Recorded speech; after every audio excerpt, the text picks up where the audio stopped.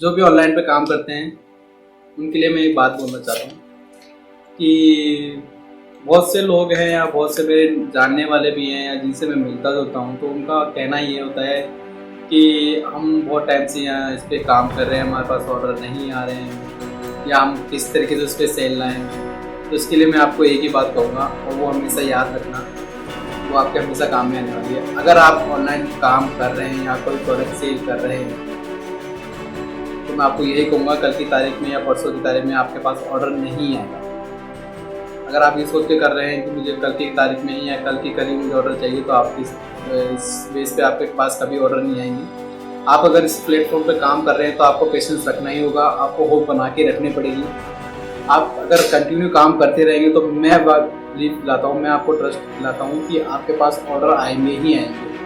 बस डिपेंड इतना करता है कि आपको उसका पूरा अपना होप बना के रखनी है, आपको काम रेगुलर करना है, जितना काम हो सके, जितना कर सकते हो, जो कर सकते हो वो आपको सारा काम करना है। ऑर्डर आपके पास 100% आएंगे, उसमें कोई शक नहीं है कि आपके पास ऑर्डर नहीं आएंगे, लेकिन बस आपको होप बनाए रखनी है। और एक बात और कि ऑनलाइन सब बिकता है, केवल बेचने वाला चाहिए।